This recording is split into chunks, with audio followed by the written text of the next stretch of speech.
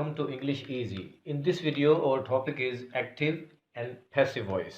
Viewers, इस video में हम एक्टिव और पैसिव वॉइस के बारे में बात करेंगे। सबसे पहले हम ये जानने की कोशिश करेंगे कि हम एक्टिव वॉइस और पैसिव वॉइस में फ़र्क कैसे कर सकते हैं। उसके बाद हम देखेंगे कि एक्टिव वॉइस के सेंटेंस को पैसिव वॉइस में चेंज करते वक्त कौन कौन सी तब्दीलियां करना पड़ती हैं और कैसे करना पड़ती हैं। तो आइए सबसे पहले हम पहचानने की कोशिश करते हैं कि एक्टिव वॉइस और पैसिव वॉइस में फ़र्क क्या होता है। I have written here a sentence he invites me, और इसके सामने मैंने दूसरा सेंटेंस लिखा I am invited by him. दोनों सेंटेंसेस में सब्जेक्ट मौजूद है और सब्जेक्ट ही पे आपने फोकस करना है, सब्जेक्ट ही को देखना है, सब्जेक्ट ही ने बताना है कि ये एक्टिव वॉइस है या पैसिव वॉइस है। देखिए यहाँ सब्जेक्ट ही है और यहाँ सब्जेक्ट आई है। एक्टिव वॉइस में सब्जेक्ट एक्टिव होता है और पैसिव वॉइस में सब्जेक्ट पैसिव होता है। एक्टिव से तो आपको समझ आ जाती है कि एक्टिव का मतलब है कि वो काम कर रहा होता है, एक्टिव होता है कुछ ना कुछ कर रहा होता है। पैसिव का मतलब ये होता है कि वो बजाते खुद कुछ कर नहीं रहा होता, बल्कि वो किसी एक्शन को रिसीव करने वाला होता है, वो रिसिपिएंट होता है या वो रिसीवर होता है। सेंटेंस में मौजूद सब्जेक्ट अगर एक्टिव हो तो उस सेंटेंस का ताल्लुक एक्टिव वॉइस से होगा, और अगर सेंटेंस में मौजूद सब्जेक्ट पैसिव हो यानी वो खुद कुछ ना कर रहा हो बल्कि वो कुछ रिसीव कर रहा हो, वो रिसिपिएंट हो किसी एक्शन का, तो वो सेंटेंस पैसिव वॉइस का होगा। मिसाल के तौर पे यहाँ देखिए ही इनवाइट्स मी, वो मुझे मदऊ करता है, वो मुझे दावत देता है। इसमें जो सब्जेक्ट है ही, ये एक्टिव है, कुछ कर रहा है, और क्या कर रहा है? इनवाइट कर रहा है। किसे इनवाइट कर रहा है? मुझे इनवाइट कर रहा है, मी। तो ये सिर्फ रिसिपिएंट है, ये इस वक्त एक्टिव नहीं है, ये रिसिपिएंट है, और जब रिसिपिएंट होगा तो फिर ये पैसिव फॉर्म में होगा। इस वक्त जो सब्जेक्ट है वो एक्टिव है और ये ऑब्जेक्ट पैसिव है। जबकि इस सेंटेंस में आप देखिए आई एम इनवाइटेड बाय हिम, इसमें मुझे बुलाया जाता है। आई एम इनवाइटेड, मुझे बुलाया जाता है। इसमें देखिए काम है, एक्शन है बुलाना, और जो सब्जेक्ट है वो इस एक्शन का करने वाला नहीं है बल्कि इस एक्शन का रिसीवर है या इस एक्शन का रिसिपिएंट है। आई एम इनवाइटेड, मुझे बुलाया जाता है, मुझे मदऊ किया जाता है, मुझे दावत दी जाती है। इसमें ये जो आई है ये एक्टिव नहीं है बल्कि पैसिव है। एक और मिसाल से समझने की कोशिश करते हैं इस फर्क को। Number 1, a snake killed a man. इसमें एक्शन है किल्ड, और ये एक्शन करने वाला कौन है? इस एक्शन का डूअर कौन है? अ स्नेक। सेंटेंस नंबर 1 में इस स्नेक ने कुछ किया है, इस स्नेक ने किल किया है, तो ये सब्जेक्ट एक्टिव है। इसी से पता चलेगा कि ये सेंटेंस एक्टिव वॉइस में है। जबकि सेंटेंस नंबर 2 में देखिए अ स्नेक वॉज किल्ड। अब इस सांप ने किल नहीं किया है, ये जो एक्शन है किलिंग का जो एक्शन है, यहाँ पे अ स्नेक, ये स्नेक इस एक्शन का रिसिपिएंट है, इस एक्शन को रिसीव करने वाला है। ये एक्शन इस पर ट्रांसफर हुआ है। अ स्नेक एक्शन था किलिंग का। सेंटेंस नंबर 2 में स्नेक ने ये एक्शन नहीं किया बल्कि इसके ऊपर वो एक्शन हुआ है, तो ये सब्जेक्ट पैसिव है, इसलिए इस सेंटेंस का ताल्लुक पैसिव वॉइस से है। होप सो व्यूअर्स कि आपको एक्टिव वॉइस और पैसिव वॉइस में फ़र्क समझ आ गया होगा।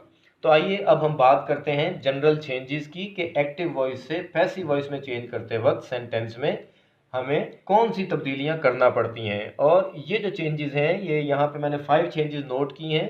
व्यूअर्स, आपको चाहिए कि इन 5 चेंजेस को अपनी फिंगर टिप्स पे याद कर लें। अगर ये फिंगर टिप्स पे आपको याद होंगी तो आप किसी भी सेंटेंस को पैसिव वॉइस में चेंज करने के उसूलों को समझ सकेंगे और उस सेंटेंस को पैसिव वॉइस में चेंज भी कर सकेंगे। ये जनरल चेंजेस हैं, यानी किसी भी सेंटेंस को, वो उस सेंटेंस का ताल्लुक किसी भी टेंस से हो, जब आप उसे पैसिव वॉइस में चेंज करेंगे you have to apply these 5 steps, ये आपने करने ही होंगे।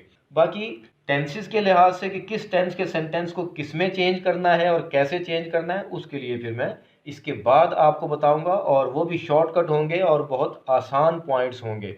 आप अगर इन 5 पॉइंट्स को पहले याद कर लेंगे और उसके बाद उन पॉइंट्स को ज़हन में रखेंगे तो आप ठीक ठाक तरीके से, बेहतरीन तरीके से एक्टिव वॉइस के सेंटेंसेस को पैसिव वॉइस सेंटेंसेस में तब्दील करना सीख जाएंगे।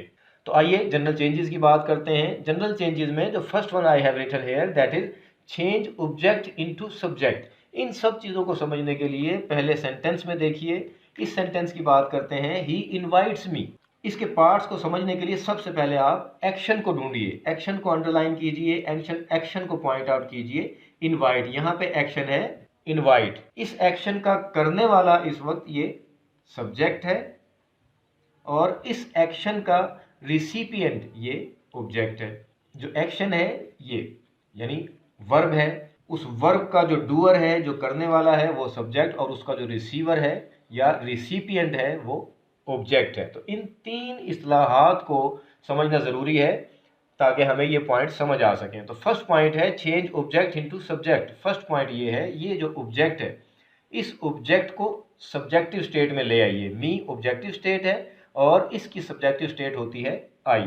यानी स्टेप नंबर 1, हमने ऑब्जेक्ट को सब्जेक्ट बना दिया, सब्जेक्टिव स्टेट में ले आए। ये आपका पॉइंट नंबर 1 ये वाला हो गया। तो फर्स्ट स्टेप हो गया, हमने ऑब्जेक्ट को सब्जेक्ट में चेंज कर दिया। सेकंड स्टेप है हेल्पिंग वर्ब। नए सब्जेक्ट के लिहाज से हेल्पिंग वर्ब लगाना है आपने। नए सब्जेक्ट से लिहाज से हेल्पिंग वर्ब लगाने का मतलब ये है, अगर नया सब्जेक्ट सिंगुलर है तो सिंगुलर वर्ब आएगा, अगर नया सब्जेक्ट प्लूरल है तो फिर वर्ब या हेल्पिंग वर्ब दोनों प्लूरल ही होंगे। अब यहाँ पे आई है सब्जेक्ट और आई के साथ एम लगता है, इसलिए आई के साथ एम आ गया। नए सब्जेक्ट के लिहाज से हेल्पिंग वर्ब लगा दिया, यानी ये स्टेप नंबर 2 हो गया। स्टेप नंबर 3 है third form of the verb always. whenever you change a sentence into passive voice, always has third form of the verb। Passive voice में हमेशा वर्ब की तीसरी फॉर्म इस्तेमाल होती है। तीसरा स्टेप है तीसरी फॉर्म के बारे में कि पैसिव वॉइस में हमेशा वर्ब की थर्ड फॉर्म इस्तेमाल होती है। तो एक्टिव वॉइस में वर्ब की फर्स्ट फॉर्म थी इनवाइट, पैसिव वॉइस में हमने इसको थर्ड फॉर्म में चेंज कर दिया इनवाइटेड। तो व्यूअर्स, 3 स्टेप्स के बाद फोर्थ स्टेप है। फोर्थ स्टेप में third form is followed by by. Third form के बाद आप बाय पुट कर देंगे। तो ये देखिए इनवाइटेड थर्ड फॉर्म थी, इसके बाद यहाँ ये फोर्थ स्टेप आ गया बाय।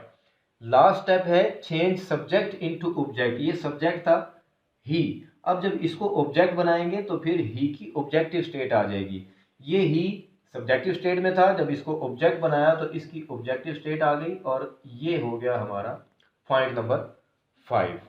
तो व्यूअर्स, जनरल चेंजेस इस तरह से अप्लाई की जाती हैं। इन पांचों पॉइंट्स को आप अपनी फिंगर टिप्स पे याद रखिए और whenever you want to change a sentence into passive voice you must apply these 5 points। In 5 points को एक एक करके चेक कीजिए कि क्या आपने तमाम पॉइंट्स अप्लाई करके देख लिए हैं, तमाम पॉइंट्स अप्लाई कर दिए हैं। अगर तमाम पॉइंट्स अप्लाई कर दिए होंगे तो आपका सेंटेंस दुरुस्त तौर पर एक्टिव वॉइस से पैसिव वॉइस में तब्दील हो चुका होगा। इस किस्म के सेंटेंसेस एक्टिव से पैसिव में चेंज करने के लिए नॉर्मली एग्जाम्स में पूछे जाते हैं, जबकि आम बोलचाल में इस किस्म के सेंटेंसेस नहीं बोले जाते।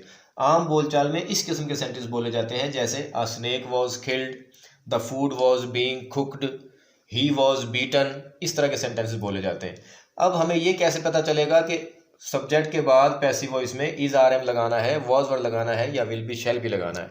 तो व्यूअर्स, इस बारे में हम नेक्स्ट वीडियो में बात करेंगे और वो पॉइंट्स भी इसी तरह आसान से होंगे। Okay viewers, thank you very much. Please subscribe our channel and share and like the video.